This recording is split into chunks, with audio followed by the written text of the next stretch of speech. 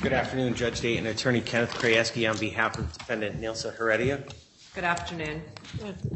So I received something from probation that basically says the defendant is ineligible unless good cause has been found.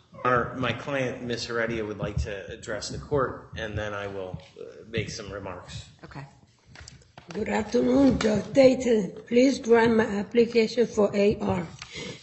Not sure, I'm always trying to help my community become better. So when I saw that I could help my neighbor get out to vote, I didn't think it would be a bad thing. I should have learned the process better. I was wrong. I am very sorry and regret the thing that happened in this process. I take full responsibility for my action. I will never get in trouble like this again. I'm sorry to the people of Bridgeport, and I'm so sorry for Victoriano and Joanna. Thank you. You're welcome. Your Honor, as I outlined in the memorandum of law, the absentee ballot charges are all Class D felonies, which are AR eligible. So we're really discussing witness tampering as the AR eligible or the AR ineligible charges, which Stop. One sec, counsel. The fact that something's eligible doesn't necessarily mean someone gets it. Of course. So we're discussing everything. Okay. In what I wanted to focus on the witness tampering first, though, because I think it requires the good cause, and if Your Honor doesn't find good cause in witness tampering, then there's no point in even talking about the absentee ballot problems. And the good cause, as I've thought about this a lot, and we talked about normally witness tampering is something that's associated with violent threats, and that's why it's a Class C felony, and that's why it is you need the good cause. And in this case, the witness tampering allegations brought on behalf of Victoriano Rodriguez are very they're thin, and at best. It doesn't appear that Ms. Heredia is attempting to influence his testimony, or he's already talked. And he talked again after she talked to him. So whatever, if it is witness tampering, it wasn't so scary that he was afraid to talk. And the same with Joanna Lee Baez, in that both Ms. Baez and Mr. Rodriguez spoke to investigators before and after Ms. Heredia spoke to them. And so the good cause is she wasn't menacing. She wasn't violent. She wasn't threatening them. She was scared. She was concerned, and she was hoping that people might offer her some assistance in a situation where she's behind the eight ball. And what she did wasn't so outrageous that she doesn't deserve a second chance. She's not, as I noted, she's not waving a gun at somebody and saying snitches get stitches. There was no, real attempt to frustrate the judicial process. And in terms of the absentee ballot, my client acknowledges that she was wrong. She regrets it. Your Honor, I think as Your Honor stated that you'd like to do both, I'll bifurcate as well. I think that from the position of good cause, the state is not taking a position on that because I believe that's personal to the defendant and the defendant's character. And I haven't heard anything here that I know to be different that I would take exception to. I should note, however, though, that as far as the defendant's motion for memorandum in support of the accelerated rehabilitation, I think counsel did bring up these other cases of people who have been granted and whether good cause was found in those cases. I really would state that I don't think that those are applicable here. I would say that they're irrelevant because, again, those are personal circumstances where all we have is a newspaper article. And I believe that that is a decision that's made by an individual judge at the time after hearing a complete record. So while understanding that those cases resulted in an AR being granted for a similar type of charge, I don't think they hold any weight as to a finding of good cause. As to the AR application itself, the state would be objecting if Your Honor did find good cause based on the serious nature of the charges. This is a matter where, as Your Honor has seen through all of the warrants, reflects a situation here in the city of Bridgeport where the electoral system has justifiably been called into question, and the electoral integrity of elections here due to the actions certainly not just of this defendant, but of the other people who were also similarly charged in both the 2019 and subsequent elections. I think that on top of that, the tampering allegations, again, kind of go to the serious nature of the charges. So for those reasons, I think it would be not applicable to be granted AR. I think counsel does make valid points regarding her cooperation, her testimony, and if Your Honor were to deny AR, the state would obviously take that into account in fashioning a plea offer that appropriately reflects her level of participation in these types of in this type of electoral scheme that happened over the course of years. Listen, I read through this very carefully, multiple times, and I have several things to say, actually. So a lot of this is responding to what was in the motion. So Ms. Heredia was not charged because she was honest. In fact, I did not find her testimony to be honest. Her testimony was contradicted by the testimony of the other witnesses who had far less motivation to be deceitful, the ones whose testimony was not provided to me. She was charged because of the testimony of those witnesses, amongst other evidence. And, you know, you keep talking about how tampering is a threatening thing. That's actually wrong. Intimidating a witness has to do with threats. Tampering with a witness is exactly what she did.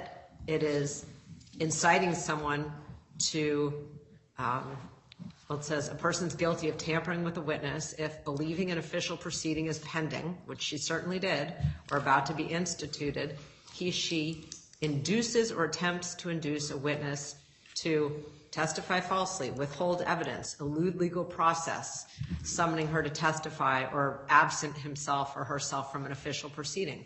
It is literally textbook what she did. She told them that they were getting her in trouble. She was going to owe a lot of money, and at least one of the witnesses should stop cooperating with investigators. That's literally what she said. So she also, in her testimony, admitted that she has twice worked for campaigns passing out absentee ballot application.